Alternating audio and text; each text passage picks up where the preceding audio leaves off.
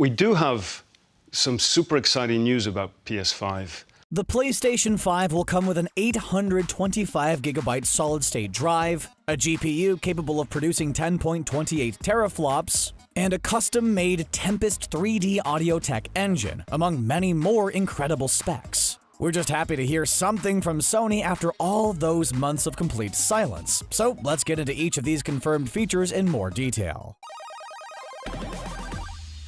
So, we all knew the PS5 was going to come with an SSD, but we didn't really know how much storage it would have and all of the other specs like read speed and seek time. There was a lot of tech mumbo-jumbo during the event, but essentially all you have to know is that the PS5's SSD is going to be blazing fast. Not only is it going to have 825 gigs of storage, which is right in between the sizes the many rumors presented, but it'll also reduce load times to less than a second. In fact, the SSD could load 5.5 gigabytes of data a second, which blows the PS4's 1 gigabyte a second time out of the water. The PS5's SSD is going to be 100 times faster than the PS4's hard drive, which sounds about right considering everything we heard throughout the presentation. But having a super fast solid-state drive comes with even more benefits than hyper-quick load times. It also means faster patch downloads, so we don't have to wait an extra hour for the file to copy after it's been downloaded. The PS5 will also come with an expansion bay for an internal SSD to increase storage.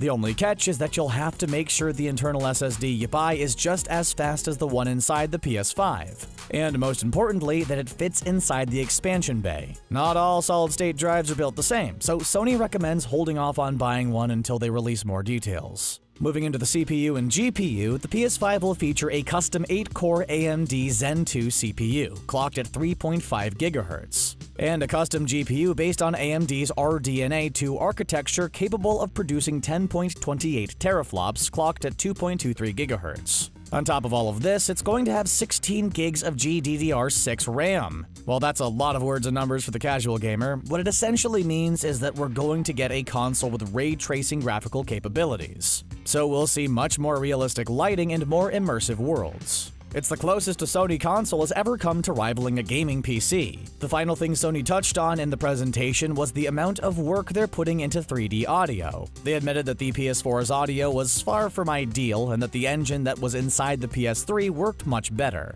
So they tried to make one more similar to the PS3 and the PS5.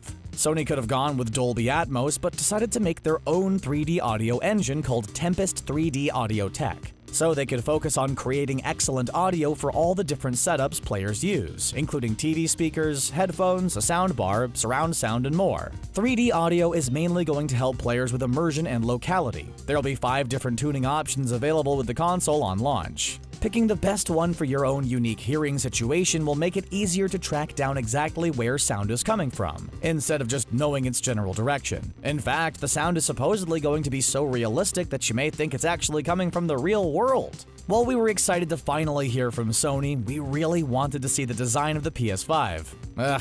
In the meantime, we'll just keep on waiting for even more PlayStation 5 news. We just can't wait to play open-world games with instant fast travel times. What features are you the most excited for? Was there anything we might have missed? Let us know in the comments section down below, and don't forget to subscribe to The Gamer for more gaming videos. Thanks for watching.